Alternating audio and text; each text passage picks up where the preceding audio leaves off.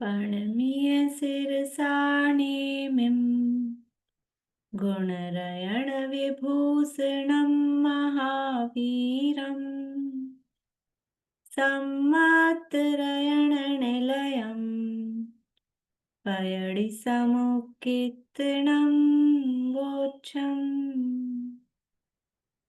परम भये सब खंडिके कर्म कांड समुदाय सहज अखंडित ज्ञानमय जयवंते जिन राय विघ्न हरन मंगल करन नमो सिद्ध सुखकार नेमि चंद जिन जगतपति साधु वचन गुणधार नेमि चंद जिन जगतपति साधु वचन गुणधार।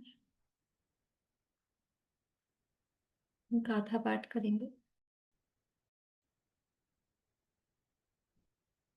ओमटसार जी कर्मकांड नामक ये ग्रंथ है, आचार्य श्री नेमिचंद सिद्धार्थ चक्रवर्ती द्वारा रचित। इसके अंतर्गत पहला प्रकृति समुत्कीर्तन अधिकार ये अपना चल रहा है, जिसमें कर्म की प्रकृतियों का वर्णन है। मूल और उत्तर प्रकृतियों का विभाजन वो हमने देखा था, और उसमें से पूरी 148 प्रकृतियां याद करने को आपको कहा है। ललतेज जी सुनाइए पूरी। हाँ जी मैडम। सबसे पहले ज्ञानावन। ज्ञानावन की 5 है। मति ज्ञानावन, शुद्ध ज्ञानावन, अवधि ज्ञानावन, मन पर्याय ज्ञानावन, केवल ज्ञानावन। उसके बाद ज्ञान दर्शनावन। दर्शनावन की 9 है। चक्षु दर्शन, अचक्षु दर्शन, अवधि दर्शन, केवल दर्शन और 5 निद्राएं। ज्ञान गृद्धि, निद्रा निद्रा, प्रचला प्रचला, निद्रा प्रचला। होगी ना मैडम, पूरी हो गई ना ये 9? हाँ हाँ जी। और उसके बाद वेदनीय की साता वेदनीय, असाता वेदनीय। उसके बाद मोहिनी की 28 है। 2 भेद है, चारित मोहिनी और दर्शन मोहिनी। चारित मोहिनी, दर्शन मोहिनी की 3 है, मिथ्या, सम्यक प्रकृति। चारित मोहिनी की 25, अनंतानुबंधी की 4, क्रोध मान माया लोभ, प्रत्याखान अप्रत्याखान, क्रोध मान माया लोभ, प्रत्याखान क्रोध मान माया लोभ, संजलन क्रोध मान माया लोभ। उसके बाद 9 कषाय, हास्य रति, अरति, शोक, भय, जुगुप्सा, स्त्री वेद, पुरुष वेद, नपुंसक वेद। उसके बाद आयु है नरक आयु, त्र्यंच आयु, मनुष्य आयु, देव आयु। उसके बाद 93 है नामकर्म की। 93 में 14 है। पिंड प्रकृति 8 है। स्वतंत्र प्रति 8 स्वतंत्र और 10 जोड़े वाली। 14 में सबसे पहले गति 4, मनुष्य नरक गति, त्रियंच गति, मनुष्य गति, देव गति। उसके बाद जाति 5 जाति है, 1 इंद्रिय, 2 इंद्रिय, 3 इंद्रिय, 4 इंद्रिय, 5 इंद्रिय। उसके बाद जाति और शरीर 5 है, औदायिक, वैक्रियक, आहारक। फिर से बोलिए। शरीर, औदारिक, आहारक, औदारिक, वैक्रियक, आहारक, तेजस और कार्मन। औदारिक ही बोल रहे हैं ना, औदिक तो नहीं बोल रहे? नहीं औदिक नहीं, औदारिक।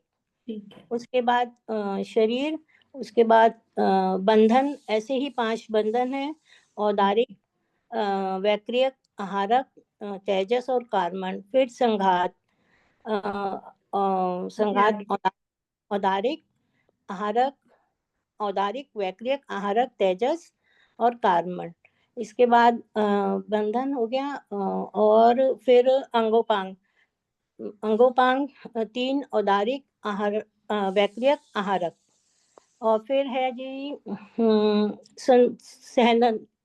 संस्थान समचतुरसम संस्थान, नवग्रह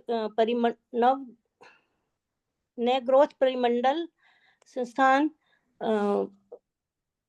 स्वाति संस्थान, हुंडक संस्थान, नहीं, वो कुंभज संस्थान, वामन संस्थान, कुब्जक कुंभजक, कुब्जक कुब्जक, वामन और फिर हुंडक।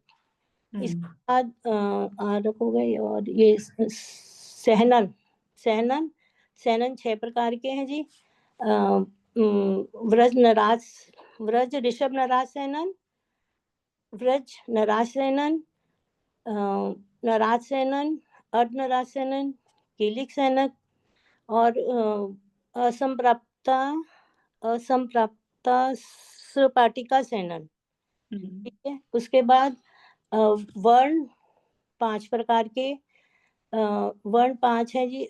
नीला, पीला, काला, नीला, पीला, नीला, पीला, हरा, लाल, सफेद। फिर नहीं, काला। काला, नीला, पीला, काला, लाल, सफेद। हाँ। हाँ जी। फिर वर्ण गंध, गंध 2 प्रकार के, सुगंध और दुर्गंध। फिर रस, वर्ण गंध रस, रस 5 प्रकार के, खट्टा, मीठा, कड़वा, कसैला, चरपरा। उसके बाद स्पर्श 8 प्रकार के, 8 प्रकार के स्पर्श, हल्का, भारी, हल्का, भारी, सख्त, नरम, ठंडा, गरम और ठंडा, गरम, ठंडा, गरम, सख्त, और कौन रह गया? रुक। रूखा, चिकना, रूखा, चिकना। उसके बाद अनुपूर्वी, अनुपूर्वी 4 हैं, नरक गत्यानुपूर्वी, तिर्यंच गत्यानुपूर्वी, मनुष्य गत्यानुपूर्वी और देव गत्यानुपूर्वी। उसके बाद विहाव गति 2 प्रकार की, प्रशस्त विहाव गति और अप्रशस्त विहाव गति। अब इसके बाद है 8 स्वतंत्र, जिसमें पहला है अगरु लघु, उद्घोत, आपत अघोत, नहीं नहीं नहीं नहीं, फिर से बोलिए, क्या बोल रहे शब्द? अगुरु लघु, हाँ। हाँ जी, और है उपघात, परघात, हम्म। हाँ, उद्घोत, आतप, उद्योत, उद्योग। उद्योग, हाँ। आतप, उद्योग, उच्छ्वास और निर्माण और तीर्थंकर।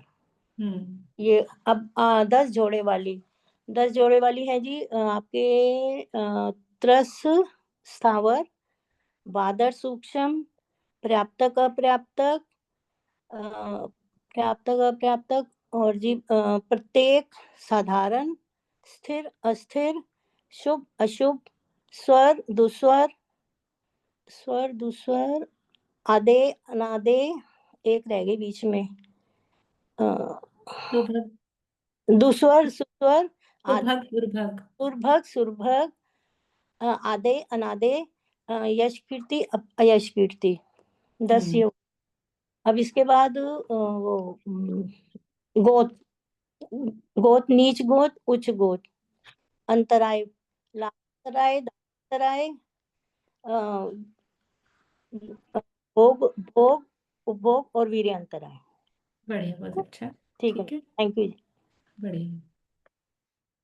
देखिए, याद करने की, अभी जैसे अब अपन विभाजन वगैरह कर रहे हैं ना, तो ये याद होती हैं तो अपने को जल्दी जल्दी से, अपन ने देशघाती सर्वघाती का किया, तो इसलिए वो याद करना अच्छा है।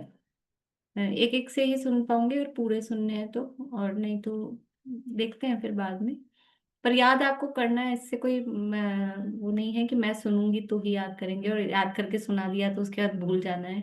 ऐसा नहीं है, मतलब याद रखना ही है आपको। ठीक है। यहाँ अपनी चर्चा चल रही है जो मूल और उत्तर प्रकृतियों का विभाजन किस किस प्रकार से किया जा सकता है। तो सबसे पहले तो हमने देखा है कि जितनी भी प्रकृतियां हैं उनकी जो अवस्था है, कितनी प्रकार की अवस्था बताई है अभी यहाँ पर? 3 प्रकार की। कौन कौन सी 3 प्रकार की? बंध, उदय और सत्व। तो बंध की अपेक्षा से प्रकृतियां कितनी हैं, उदय की अपेक्षा से प्रकृतियां कितनी हैं, और सत्ता की अपेक्षा से प्रकृतियां कितनी हैं? अब उनमें भी फिर दो दो अपेक्षाएं लगाई हैं कि एक भेद अपेक्षा और एक अभेद अपेक्षा। अभेद अपेक्षा का मतलब है प्रकृतियों को कम करके कहना, वो कहला रहा है अभेद अपेक्षा। और भेद अपेक्षा का मतलब है पूरी बढ़ाकर, मैक्सिमम जितनी उनको खोल सकते हैं उतनी बढ़ाकर कथन करना, वो कहलाता है भेद विवक्षा। तो भेद विवक्षा में उदय योग्य प्रकृतियां कितनी होती हैं? भेद विवक्षा में उदय योग्य प्रकृतियां कितनी होती हैं?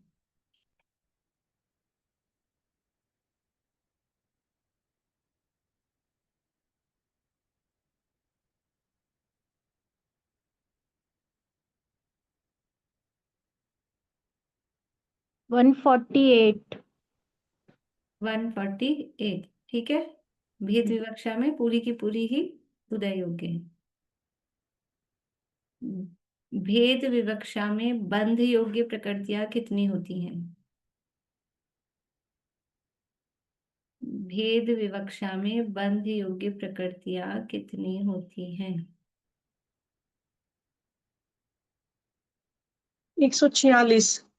146, ठीक है। 146। 146। तो क्या कम कर रहे हैं इसमें? भेद विवक्षा में जो उदय योग्य प्रकृतियों में 146 कह रहे हैं, तो कौन सी कम कर रहे हैं? उदय योग्य नहीं, सॉरी, बंध योग में। भेद विवक्षा में बंध योग्य में 146 बोल रहे हैं, तो किन को कम किया है? बोलिए रूपम जी। दीदी मिथ्यात्व की सम्यक मिथ्यात्व सम्यक प्रकृति। हाँ, मिथ्यात्व की नहीं बोलेंगे, दर्शन मोहनी की। अच्छा, दर्शन मोहनी की। दर्शन मोहनी की दो प्रकृतियां वो बंध योग्य नहीं होती हैं, ठीक है। हाथ सबके खड़े हैं, मुझे अच्छा लग रहा है, लेकिन अब पूछना तो एक से ही हो पाएगा इसलिए। तो ये आप लोगों को क्लियर है? सत्ता में अभेद अपेक्षा में कितनी प्रकृतियां होती हैं? सत्ता में अभेद अपेक्षा में कितनी प्रकृतियां होती हैं?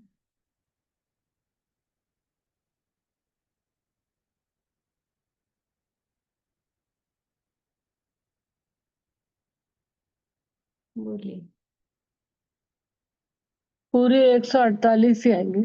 और भेद सत्ता अपेक्षा में में? 148 ही रहेंगे। हाँ, सत्ता में भेद अभेद का कोई अंतर ही कोई नहीं है, 148 ही। बढ़िया। 120 प्रकृतियां किस में और किस अपेक्षा से होती हैं? 120 प्रकृतियां किस में और किस अपेक्षा से होती है? सरिता जी बोलेंगी। बंध में होती है अभेद अपेक्षा से 120 प्रकृति है।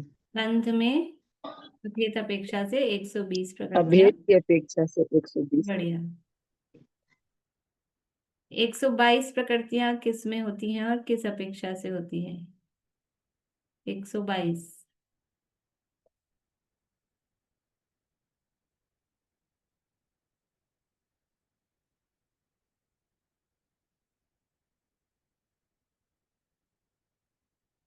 उदय की अपेक्षा से होती है 122। उदय में होती है, लेकिन अपेक्षा कौन सी है?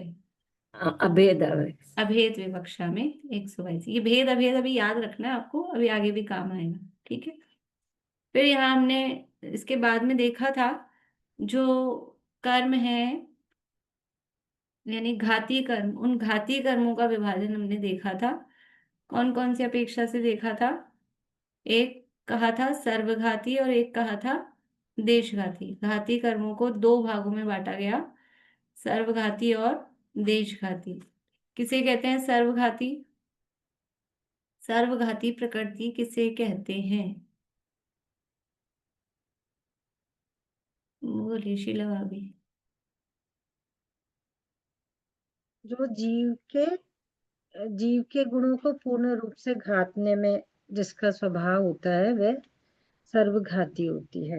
हाँ, और जीव के बस गुण को एक बस देश बस। जीव के गुण को मतलब कौन से गुण को?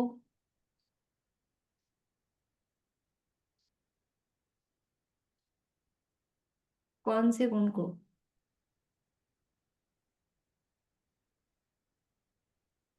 जो उस प्रकृति से रिलेटेड है, अपने से रिलेटेड, अपने से प्रतिबद्ध।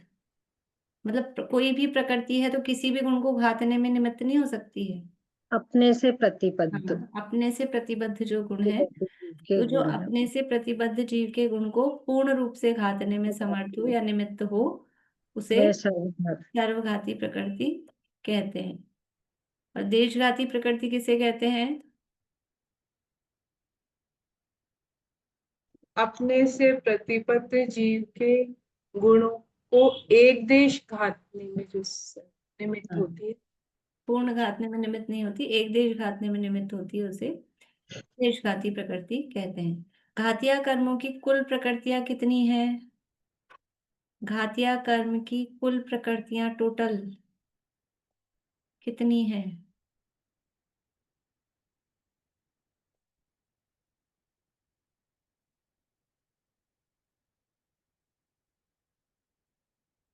किसका चालू हुआ? बोलिए।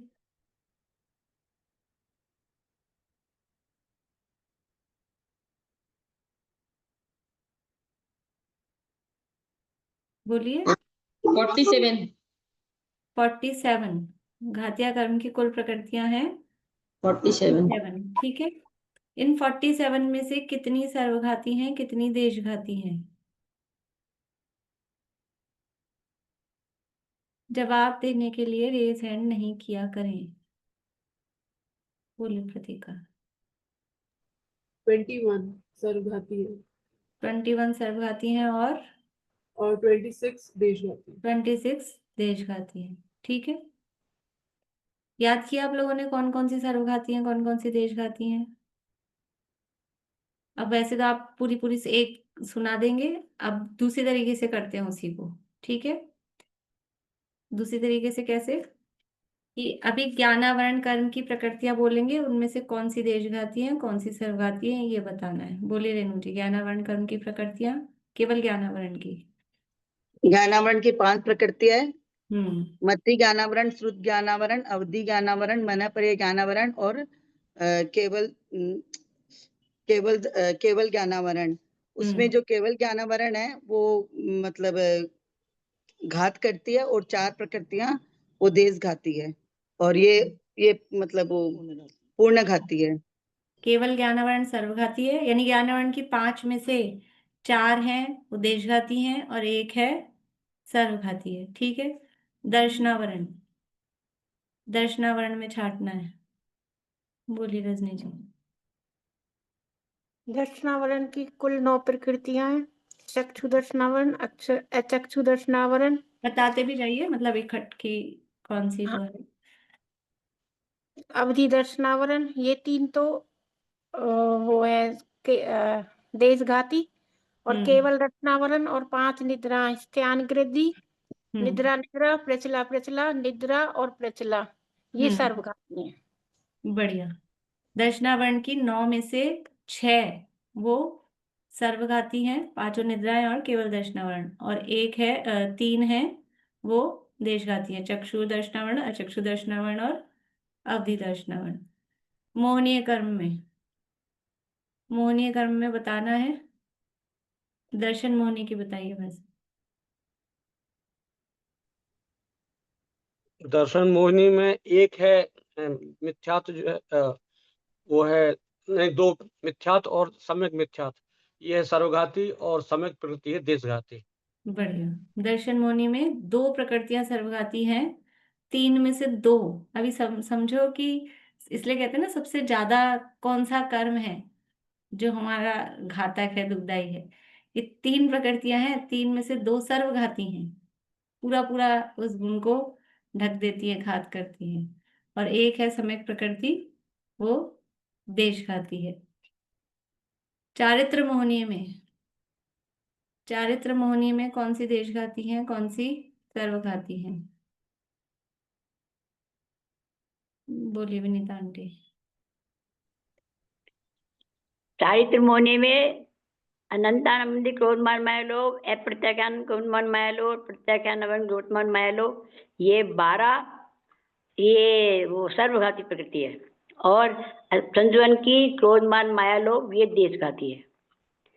बस और हो हाँ नहीं आगे बताऊंगी। और हास्य रति है रति शोक भेद जुगुप्सा पुरुष वेद स्त्री वेद पुरुष वेद ये देश घाती है। बढ़िया। तो जो 25 कषाय हैं चैत मोहिनी में, उनमें से 12 अनंत अनुबंधी, अप्रत्याख्यानावरण, प्रत्याख्यानावरण, क्रोध मान माया लोभ, ये 12 तो हैं सर्वघाती, और संचलन की 4 और 9 कषाय ये 13 हैं देशघाती। ठीक है। अब अंतराय, अंतराय में क्या है हिसाब? अंतराय का हिसाब क्या है? बोलिए चित्रा जी। पांचों ही देशघाती है। अंतराय में पांचों ही देशघाती। देशघाती। ठीक है।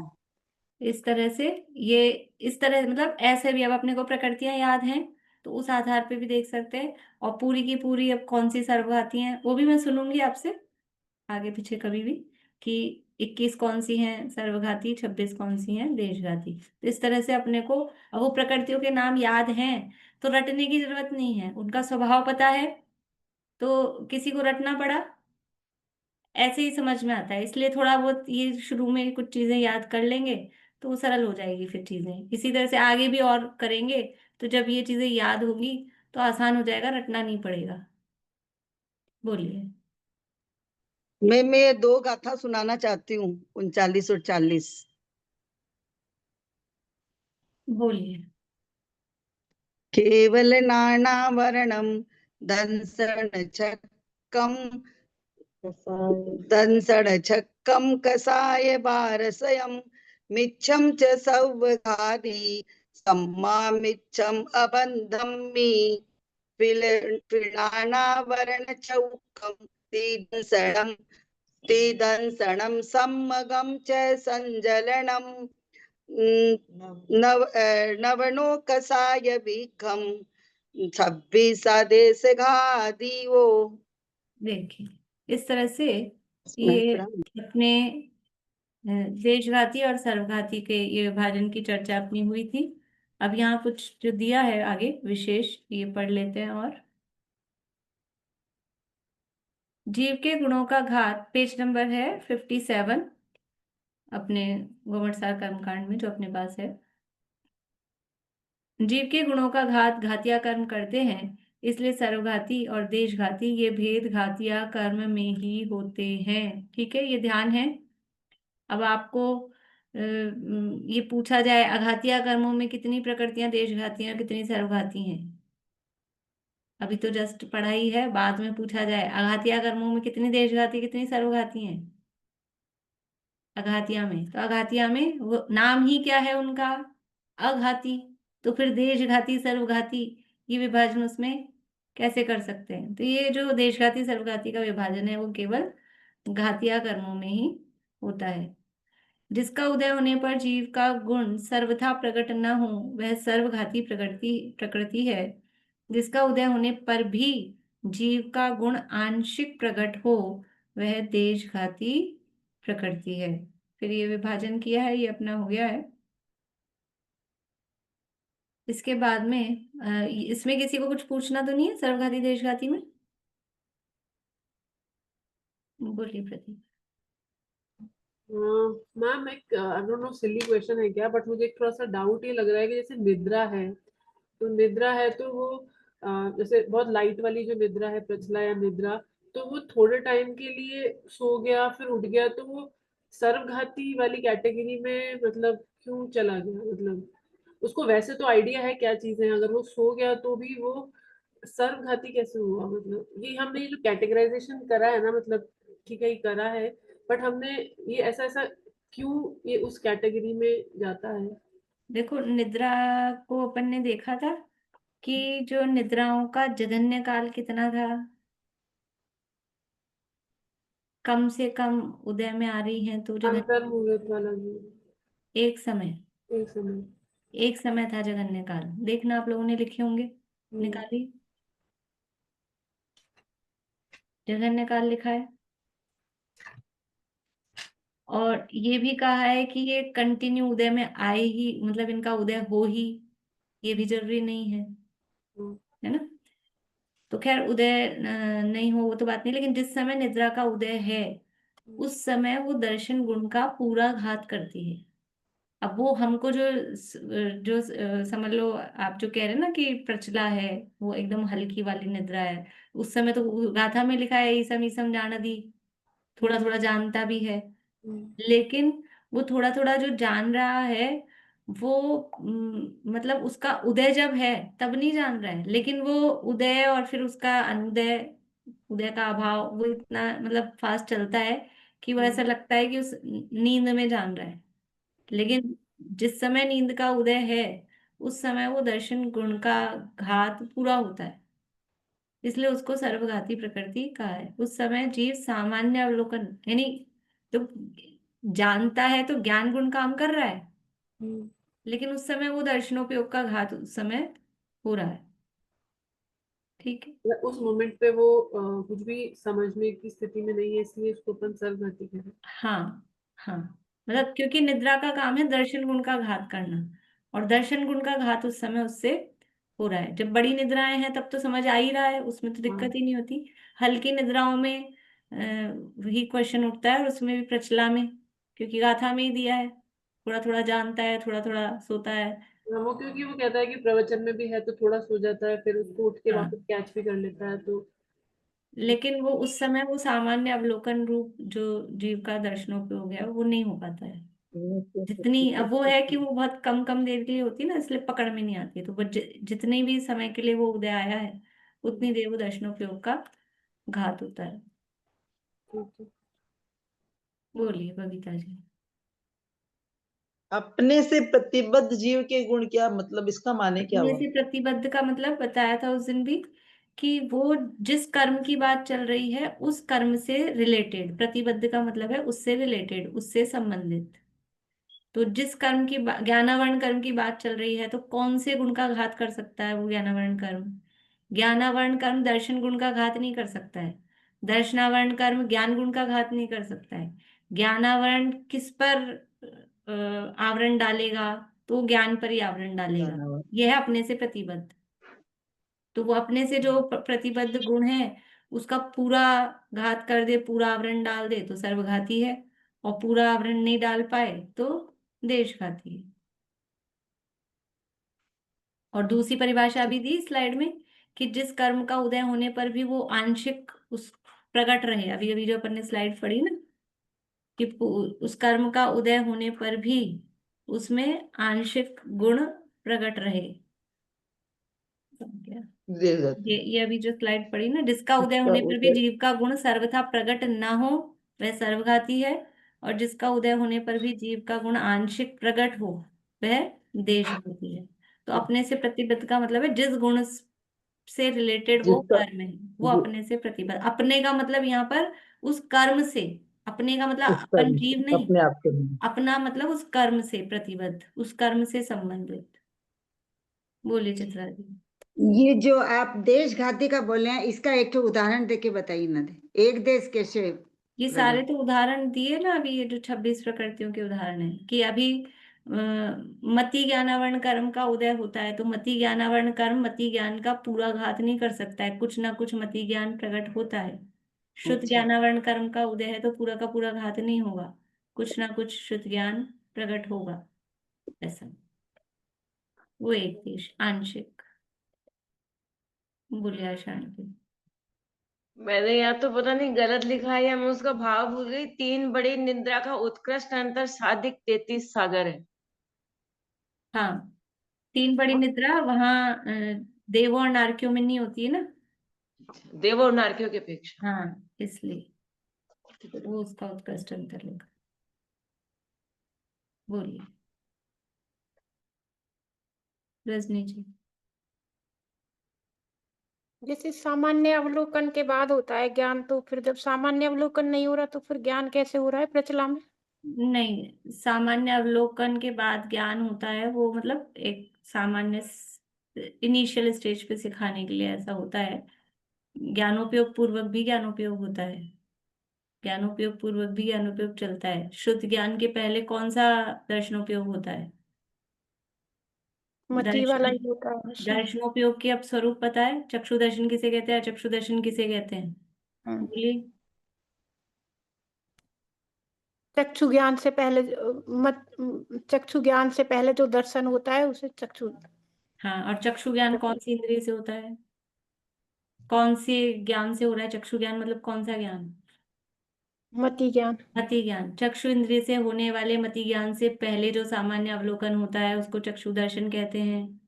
चक्षु इंद्रिय को छोड़कर शेष 4 इंद्रियां और मन के माध्यम से जो मति ज्ञान होता है उससे पहले जो सामान्य अवलोकन होता है उसको अचक्षु दर्शन कहते हैं। तो दोनों दर्शनोपयोग किससे पहले हो रहे हैं?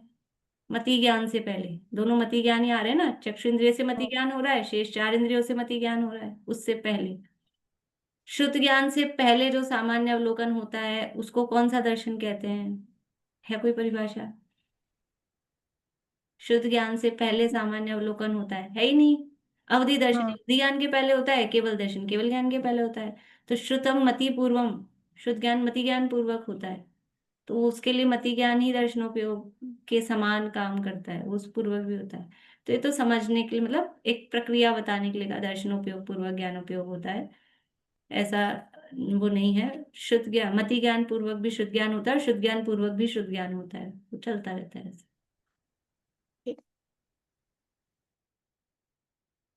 चलिए आगे बढ़े, बोलिए। केवल दर्शनावरण क्या होता है? केवल दर्शन पर जो आवरण डाले, केवल दर्शन एक गुण है ना, अनंत चतुष्टय में गुण होता है अनंत ज्ञान अनंत दर्शन, उसी को केवल दर्शन कहते हैं, अनंत दर्शन को ही। तो उस अनंत दर्शन या केवल दर्शन को जो प्रकट न होने दे, उसको जो घाते, उसे केवल दर्शनावरण कहते हैं। यानी समस्त लोकालोक का समस्त संपूर्ण एक साथ सामान्य प्रतिभास जिसके माध्यम से हो सके, केवल ज्ञान के साथ जो दर्शनोपयोग होता है उसका नाम केवल दर्शनोपयोग है, उसका जो घात करे वो केवल दर्शनावरण। ये जो परिभाषाएं हैं, मतलब यहाँ तो अपने कर्मों की बात चल रही थी, मेरे ख्याल से जब अपन ने प्रकृतियां पढ़ी हैं तब एक एक गुण की और उसके आधार पे चर्चा तो की है, फिर भी किसी को विस्मृत हो गई हो तो तत्वार्थ सूत्र के पहले अध्याय में ज्ञानों की, दर्शन की, इनकी सारी परिभाषाएं तत्वार्थ सूत्र के पहले अध्याय में दी हैं। और इन कर्मों की भी पूरी परिभाषाएं तत्वार्थ सूत्र के 8वें अध्याय में, एक एक लाइन में जो कर्मों की परिभाषाएं हैं। वैसे तो यहाँ भी अपने पास सारी स्लाइड दी हैं, लेकिन फिर भी अगर और क्लियर, मतलब स्पष्ट नहीं होता और कोई भूल गए हो आप लोग, तो वहाँ तत्वार्थ मणि प्रदीप मेरे हिसाब से सबके पास है अपने, तो उसमें से आप 8वें अध्याय में से परिभाषाएं देख सकते हैं। ठीक है। और पहले अध्याय में गुणों की परिभाषाएं, ज्ञान दर्शन आदि गुणों की, और 8वें अध्याय में कर्मों की परिभाषाएं। आगे बढ़ते हैं। अब ये एक तरह का विभाजन हुआ था, देशघाती सर्वघाती। अब विभाजन कर रहे हैं कर्मों में प्रशस्त और अप्रशस्त, जिसे अपन अपनी भाषा में बोलते हैं पुण्य और पाप प्रकृतियों का विभाजन। कर्मों में पुण्य और पाप होता है कैसा?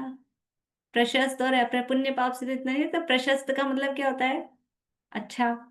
अप्रशस्त मतलब अच्छा नहीं। तो कर्म अच्छे भी होते हैं, मतलब कैसी, थोड़ी ऐसी सिली सी बात लगती है कि कर्मों में प्रशस्त का विभाजन कर रहे हैं। कि कर्म को क्या नाम देते हैं अध्यात्म शास्त्रों में? कर्म मल। कर्म मल है ना, कर्म मल है, तो मल में ही 2 तरह का विभाजन कर रहे हैं, एक अच्छा मल और एक खराब मल। ऐसा ऐसा है। कर्म कोई प्रशस्त होते हैं क्या? कर्म तो सारे के सारे वास्तव में अप्रशस्त ही हैं। कर्म होना अच्छी बात है क्या? लेकिन फिर भी दुनिया में यहाँ मतलब जिसके उदय में किसको प्रशस्त कहा जा रहा है? कि जिसके फल में हमको थोड़ा बाहरी इंद्रिय सुख मिल रहा है, थोड़ी थोड़ी मानसिक शांति फील हो रही है, तो उसको यहाँ पर प्रशस्त कर्म कह देते हैं। और जिसके फल में बाहरी इंद्रिय जनित दुख की प्राप्ति, दुख तो दुख ही है, मतलब इंद्रिय जनित क्या कहना, तो दुख की प्राप्ति हो रही है, आकुलता की प्राप्ति हो रही है, उसको अप्रशस्त कहते हैं। तो यहाँ प्रशस्त कर्म का मतलब कोई उसके फल में, अब शॉर्ट में ऐसे ही बोलेंगे, जिसके उदय में सुख होता है, उसे प्रशस्त कह रहे हैं। तो कौन सा सुख होता है कि किसी कर्म के उदय में, फल में कोई आत्मिक आनंद आ जाएगा, आत्मिक सुख हो जाएगा, अतीन्द्रिय सच्चा सुख मिल जाएगा, ऐसा नहीं है। ये इंद्रिय जनित सुख ही, जो सुख नहीं है वास्तव में, सुख का आभास है, सुख नहीं है वास्तव में, एक्चुअल में तो वो दुख ही है। लेकिन दुनिया में ऐसी पद्धति चलती है कि कम चीज होती है ना, उसको नहीं है बोल देते हैं। अपने लेडीज तो अच्छे हैं, इसमें एक्सपर्ट होते हैं। घर में कोई चीज अभी इतना बड़ा डब्बा हो और इतना भरा हो, फिर भी क्या कहेंगे, XYZ कोई भी चीज हो, खत्म हो गई, लिस्ट में लिख लेंगे उसको, खत्म हो गई। कम चीज को नहीं है ऐसा कहते हैं। तो जहां इंद्रिय जनित जो सुख है वास्तव में उसमें सुख नहीं है, इसलिए उसको दुखी कहते हैं। देखिए अब यहाँ पुण्य और पाप प्रकृतियां, वो अपनी भाषा में यहाँ प्रशस्त और अप्रशस्त का विभाजन कर रहे हैं। 2 गाथाओं में प्रशस्त प्रकृतियों को बताएंगे, फिर 2 गाथाओं में अप्रशस्त प्रकृतियों को बताएंगे। गाथा नंबर 41 और 42 है, पेज नंबर 57 है। गाथा पढ़ते हैं, सुमन जी बोलिएगा पीछे।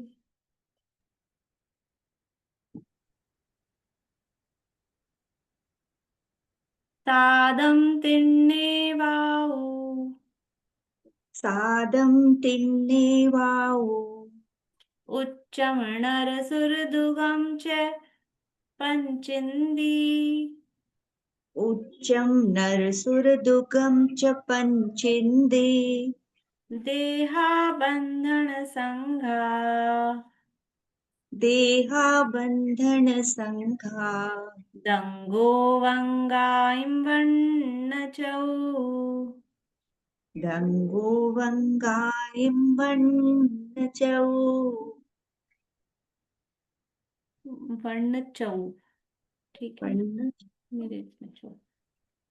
समचौरवज्जरीसहम्, समचौरवज्जरिसहम्, उवघादूण गुरुछक्कसगमनम्, उवघादुण गुरुछक्कसगमनम्, उवघादूण गुरुछक्कसगमनम्, उवघादुण गुरुछक्कसगमनम्, दूण है ना, बड़ी ऊ की मात्रा है, उघादूण गुरु छक्क संगमनम।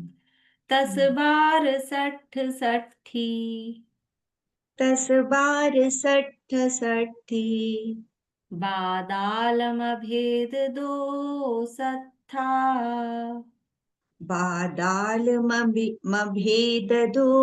सत्था, सादं तिन्नेवाऊ, उच्चं नरसुरदुगं च पंचिन्दी, देहाबन्धनसङ्घा, दङ्गोऽवङ्गायिम्बन्नचौ। बोलिए। सादं तिन्नेवाऊ, उच्चं दुगं च पञ्चिन्दी, देहाबन्धनसङ्घा, दङ्गोऽवङ्गायिम्बन्नचौ, समचौरवज्जरिसहम्, उवघादूण गुरुछक्कसगमनम्, 10 बार 60 60, बादालमभेद दो सत्था।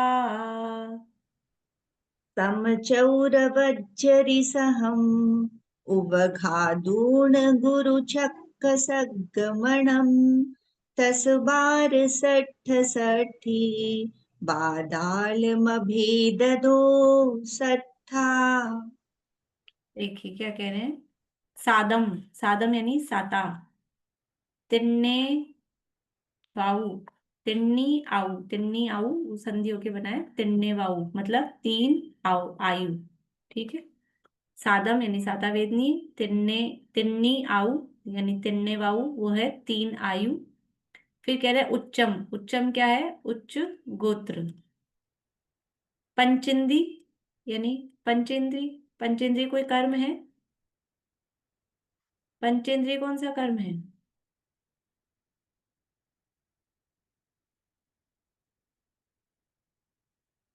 पंचेंद्रिय का नाम आता है कर्मों में, स्वाति जी? दीदी पंचेंद्रिय का नाम तो नहीं आता, पर पंच इंद्रियों के निमित्त से जो। रूपम जी, पंचेंद्रिय का नाम है कर्मों में? दीदी पंच जाति की अपेक्षा, एक इंद्रिय, दो इंद्रिय, तीन इंद्रिय। हाँ, पंचेंद्रिय का मतलब है पंचेंद्रिय जाति, नाम, कर्म। ये तो अपन, अब क्या है, मैं पूरा पूरा आपसे बोलवाऊं? आज इन्होंने चक्षु अचक्षु अवधि केवल ऐसे बोला तो मैंने चला लिया। पूरा पूरा बोलने में समय की वो रहती है। बाकी नाम क्या है उसका? पंचेंद्रिय जाति, नाम, कर्म, एक इंद्रिय जाति, नाम, कर्म, पूरा तो नाम ये है। पंचेंद्रिय जाति, नाम, कर्म है, इसको यहाँ पंचेंद्रिय लिखा है, ठीक है? तो पंचेंद्रिय कर्म का नाम है। यहाँ ये वाली इंद्रियां नहीं लेना है, ये इंद्रियां जिस कर्म के उदय से मिल रही हैं वो पंचेंद्रिय जाति, नाम, कर्म है, ठीक है ना? आगे देहा, देहा यानी देहा शरीर। कौन सा शरीर? देहा अकेला लिखा है तो पांचों शरीर लेना है, ठीक है? कौन सी प्रकृतियों की चर्चा चल रही है? प्रशस्त, प्रशस्त प्रकृतियों की चर्चा चल रही है। साता वेदनी है, तीन आयु, तीन आयु कौन कौन सी है वो भी देखेंगे। उसके बाद में उच्च गोत्र, फिर उच्चम, नर सुर दुगम, ये रह गया अपना शब्द, नर सुर दुगम।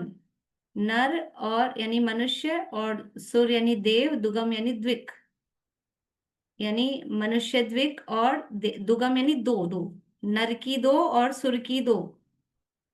सुर यानी देव। अब ये पर्यायवाची शब्द भी यूज होंगे इनमें, जहां गाथा में जगह कम होती है तो सुर, नर सुर ये जुड़ भी रहा है ना बोलने में, नर और देव इतना नहीं जुड़ेगा, नर सुर, तो वो उस तरह से शब्द यूज लेते हैं, सुर यानी देव। ये आप किसको ले रहे हैं? ये आयु की बात तो अलग बता दी, तो गति को ले रहे हैं, तो मनुष्य गति और देव गति, और दुगम यानी उसके दो दो, तो दो दो क्या लेने हैं? मनुष्य गति और मनुष्य गत्यानुपूर्वी, ये दो, देव गति और देव गत्यानुपूर्वी, ठीक है? ये दो, गति और गत्यानुपूर्वी। आगे इनको हमेशा ऐसे ही यूज में लेंगे ज्यादातर। मनुष्य द्विक, दुगम प्राकृत में कहा है, अपन संस्कृत में या हिंदी में बोलेंगे तो मनुष्य द्विक, देव द्विक। आगे पूरी लिस्ट भी देंगे अगले इसके बाद में कि किस किस को हम ऐसे करके बोलते हैं, तो वो सबके शॉर्ट नेम गाथाओं में क्योंकि इसी तरह से यूज में लेंगे, तो उसके शॉर्ट ने मतलब किसको इकट्ठा कर करके चतुष्क बनाएंगे, किसी को दो का, किसी को छह का, ऐसा जोड़ा बनाएंगे, तो वो सारा आगे देंगे। तो ये नर सुरदुगम हो गया। नरक, नरक नरक नहीं सॉरी, मनुष्य, नर, मनुष्य गति और गत्यानुपूर्वी, देव गति और गत्यानुपूर्वी, पंचेंद्रिय जाति, नाम, कर्म, फिर है देहा यानी शरीर, तो पांचों शरीर। फिर बंधन, कितने हैं बंधन? पांचों बंधन। संघात, ये संघात और अंगो वंग, तो संघात और अंग वो संधि हुई है, तो अंगो वंग का वो अंगो वंगाइम का द पर है, अंग की मात्रा, यानी पांच शरीर, पांच बंधन, पांच संघात और अंगोवंगाइन। जब शरीर प्रशस्त प्रकृति है तो अंगोपांग क्या होंगे? वो भी उसके आधार पे ही है, तो वो भी तीनों अंगोपांग जो हैं वो प्रशस्त हैं। फिर है वर्ण चौ, वर्ण चतुष्क। वर्ण चतुष्क का मतलब क्या होगा? अब ये देखो यहाँ यूज ले लिया वर्ण चतुष्क, क्या क्या लेना है? वर्ण, गंध, रस, स्पर्श, ये पूरे। कितनी होती है वर्ण चौष्क में? प्रकृतियां कितनी होती हैं? वर्ण, गंध, रस, स्पर्श, इसकी कुल मिला के कितनी होंगी वर्ण चतुष्क में? बोलिए वर्षा जी। 20 होगी। 20, वो पूरी 20 लेनी है, ठीक है? अभी केवल अपन गाथा का अर्थ करेंगे। आप लोगों को नीचे से अर्थ नहीं देखना है, अगली कोई स्लाइड देखनी नहीं देखनी, ईमानदारी से केवल गाथा देख के आपको प्रकृतियां काउंट करनी है। आप खुद करोगे, आपको कॉन्फिडेंस भी आएगा, आपको याद भी होंगी। चीटिंग नहीं करनी किसी को भी, ठीक है? क्योंकि अभी अपना समय हो रहा है, अभी अपन केवल ये गाथा का अर्थ करते हैं। ये हो गया वर्ण चौ। फिर है आगे सम चौर। सम चौर क्या है? सम चौर क्या है? सम चतुरस्र संस्थान, सम चौर यानी सम चतुरस्र संस्थान। फिर वज्जरी, वज्जरी क्या है? वज्र वृषभ नाराज सहनन, ये सह का है ना, सह यानी सहनन। समझ में आ रहा है सबको? समचौर यानी समचतुर संस्थान, और वज्री सह यानी वज्र वृषभ नाराज सहनन। फिर उवघात, उवघात यानी उपघात, और ऊण गुरु, ऊण गुरु, उवघादूण गुरु है ना, तो अगुरु, अगुरु लघु ये लेना। और वो छक्कम यानी उससे षटक, उपघात को अलग से लिया, उपघादूण नहीं, ऐसा करना है अर्थ, उपघादूण गुरु छक्क सगमनम। उघात ऊण यानी उघात को ऊण यानी कम करके, उपघात को माइनस करके, ऊण का मतलब होता है कम करके, उपघात को माइनस करके, आगुरु लघु, अगुरु जो लघु कर्म है वो वाली 6 कौन सी है अगुरु लघु के साथ में 6? अब प्रकृतियां याद होंगी अपने को तो समझ में आएंगी। बोलिए अर्चना जी जल्दी से। अघोर लघु आतप उद्योत पहले पूरी 6 उच्छ्वास, बोलते। उच्छ्वास निर्माण और तीर्थंकर प्रकृति। नहीं नहीं, अगुरु लघु, उपघात, परघात, आतप, उद्योत, उच्छ्वास, ये 6 हैं। ये 6 का जोड़ा है। कौन कौन सा? अगुरु लघु, उपघात, परघात, आतप, उद्योत, उच्छ्वास, ये 6 है ना इकट्ठी। तीर्थंकर निर्माण अलग है। ये इनको 6 का इनका ग्रुप रहता है। अगुरु लघु, उपघात, परघात, उच्छ्वास, आतप और उद्योत। तो उसमें से कह रहे हैं अगुरु लघु ऊण, नहीं सॉरी, उपघात ऊण, उपघात को कम कर दो। तो ये 6 थी, इन 6 में से उपघात को माइनस करके बाकी की 5 वो प्रशस्त प्रकृतियां हैं। ठीक है, कौन कौन सी बची? अगुरु लघु, परघात, उच्छ्वास, आतप और उद्योत। समझ में आया? 6 थी, अगुरु लघु, उपघात, परघात, आतप, उद्योत, उच्छ्वास, ये 6 थी। उसमें से हमको उपघात को हटा देना है। तो अगुरु लघु, परघात, आतप, उद्योत, उच्छ्वास, ये 5 बची। ये 5 अर्थ समझ में आ गया? उघात ऊण गुरु छक्कम, उपघात को कम करके 6, तो मतलब 5 हो गई। फिर कह रहे हैं सगमनम, सगमनम यानी प्रशस्त सतगमन, सगमनम सतगमन, सत यानी प्रशस्त, गमन यानी विहायोगति, प्रशस्त विहायोगति। ठीक है, सगमनम यानी प्रशस्त विहायोगति। इसके बाद में थावर तस बार का था, दूसरी देख रही हूँ, तस बार, तस त्रसादिक 12। अब त्रसादिक 12 कौन सी है वो कल देखेंगे। सठ सठी, 60 यानी 12 ये हुई, 12 और 8 है, 12 60 नहीं है। देखिए कैसा है इसका अर्थ, तस तो त्रस, फिर है 12, तस यानी त्रस, 12 यानी 12, त्रस आदि 12 है। फिर है 8, ये आधा ट है ना, ये है 8, 8 यानी 8, और 60 यानी 60, तो 60 और 8 68।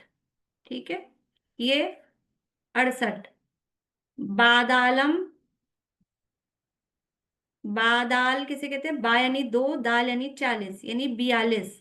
बादालम अभेद 2, अभेद अपेक्षा से सत्था यानी प्रशस्त प्रकृतियां होती हैं, यानी 67 68, या फिर अभेद अपेक्षा से कहेंगे तो 42। और 68 कैसे हो रही? यहाँ अभेद कह दिया तो ये कौन सी अपेक्षा हो गई? भेद अपेक्षा, भेद अपेक्षा से 68 और अभेद विवक्षा से 42 प्रकृतियां, ये प्रशस्त प्रकृतियां होती हैं। एक बार अर्थ पढ़ देती हूँ, बाकी और अभी कम समझ आया होगा तो कल इसकी चर्चा फिर से करेंगे। साता वेदनीय, 3 आयु, त्रियंश मनुष्य देवायु, उच्च गोत्र, मनुष्य द्विक, द्वेव द्विक, पंचेंद्रिय जाति, 5 शरीर, 5 बंधन, 5 संघात, 3 अंगोपांग, वर्ण चतुष्क, समचतुरस संस्थान, वज्रषभ नाराज सहनन, उपघात के बिना, अगुरु लघु षटक, प्रशस्त विहायोगति, त्रस आदि 12, ये 68 प्रकृतियां प्रशस्त प्रकृतियां हैं। अभेद विवक्षा से 42 प्रशस्त प्रकृतियां हैं। इस तरह से ये प्रशस्त प्रकृतियों संबंधी भी 2 गाथाएं हैं। और इसमें क्यों क्यों इनको प्रशस्त क्यों कहा गया है, और वापस से कल गाथा का अर्थ भी अगर कम समझ आया हो तो वापस से कल इसको देखेंगे। आप लोग देखना, कोशिश करना। और जिनको अभी भी प्रकृतियों के नाम याद नहीं हुए हैं तो वो कोशिश करें, नाम याद करेंगे तो ये समझने में और खुद मतलब करने में आसानी होगी। नाम और स्वरूप खुद को समझ आ जाएगा तो ज्यादा रटना नहीं पड़ेगा। इस तरह से ये यहाँ पूरा करते हैं जिनवाणी स्तुति। बोलिए नूतन जी, जिनवाणी स्तुति।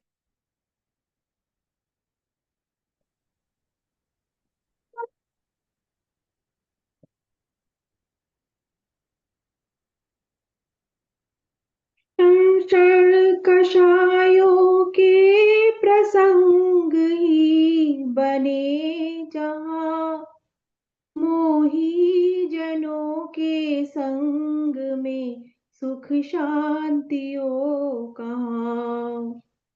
जग संगति से तो बड़े दुख में भ्रमण फेरी, निर्गंथता की भावना अब हो सफल मेरी। बीते हो आराधना में हर घड़ी मेरी,